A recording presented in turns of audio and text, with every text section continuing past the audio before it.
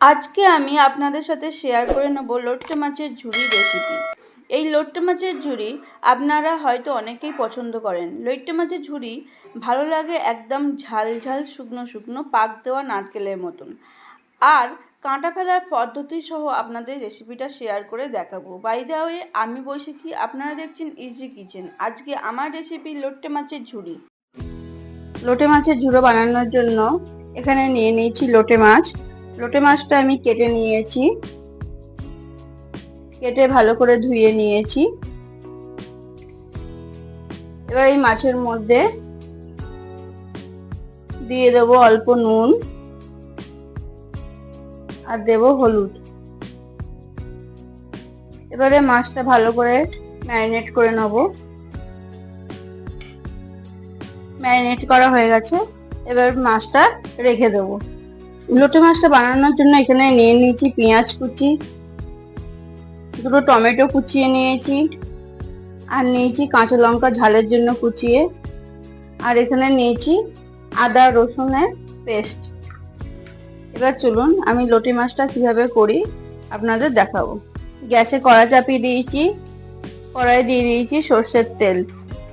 সর্ষের তেলটা গরম হয়ে গেছে, এবার এখানে দিয়ে দেবো একটা তেজপাতা আর একটা শুকনো লঙ্কা। এবার দিয়ে দেবো কাটা পেঁয়াজটা। পেঁয়াজটা একটু ভেজে নেব। পেঁয়াজ ভাজার সময় দিয়ে দেবো অল্প নুন। মাছে যেহেতু নুন মাখানো রয়েছে, আমি অল্প করে দেবো, লাগলে আবার পরে দেবো। রঙের জন্য দিয়ে দেবো হলুদ গুঁড়ো আর দেবো কাশ্মীরি লঙ্কার গুঁড়ো। এবার ভালো করে ভেজে নেব যতক্ষণ না পেঁয়াজটা নরম হয়ে যাচ্ছে। পেঁয়াজটা নরম হয়ে গেছে, এবার কেটে রাখা টমেটো দিয়ে দেবো। এবার টমেটোটা পেঁয়াজের সাথে একটু ভেজে নেব। টমেটোটা কিন্তু অনেকটাই নরম হয়ে গেছে, এবার এতে দিয়ে দেবো 2 চামচ আদা রসুনের পেস্ট। এবার ভালো করে মিশিয়ে নেব। এবার ঝালের জন্য দেবো কাঁচা লঙ্কা কুচি। এবার মশলাটা দিয়ে যতক্ষণ না কাঁচা গন্ধ ছাড়ছে আর তেল ছাড়ছে ততক্ষণ মশলাটা লো ফ্লেমে কষা হতে হবে। এখানে দিয়ে দেবো অল্প ধনে গুঁড়ো আর দেবো অল্প লাল লঙ্কার গুঁড়ো। এবার আস্তে আস্তে কষিয়ে নেব।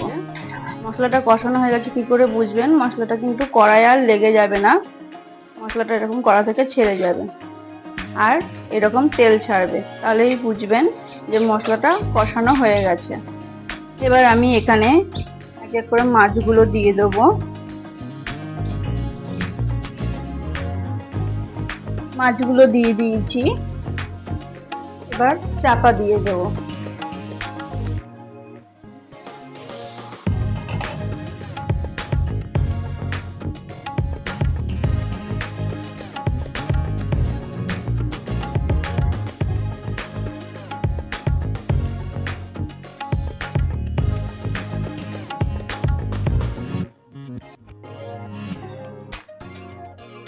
এইভাবে সব মাছের কাঁটাগুলো আস্তে আস্তে তুলে নেব। আমি এক এক করে সব মাছের কাঁটাগুলো তুলে নিয়েছি। দেখুন, আর কোনো মাছের কাঁটা নেই। এবারে মাছটা শুকনো না হওয়া পর্যন্ত ভালো করে মশলার সাথে কষিয়ে নিতে হবে। এইভাবে আস্তে আস্তে জাল দিয়ে মাছটা কষিয়ে নেব। মাছটা কিন্তু এইভাবে অনবরত নাড়তে হবে, নয় কিন্তু মাছটা নিচে লেগে যাবে। এরকম অনবরত নেড়ে নেড়ে নেড়ে নেড়ে মাছটা শুকিয়ে নেব। অনবরত কিন্তু এইভাবে নাড়তে হবে, নয় মাছ নিচে লেগে যাবে, আর মাছ নিচে ধরে গেলে বা পুড়ে গেলে খেতে কিন্তু টেস্ট হবে না। জলটা অনেকটাই শুকিয়ে এসছে, এটা আরো শুকোবে, শুকিয়ে একদম ঝুরঝুরে হবে। একদম শুকিয়ে এসছে, জলটা আরো শুকোবে, শুকিয়ে একদম ঝুরঝুরে হবে। কালারটা দেখুন কতটা চেঞ্জ হয়ে গেছে।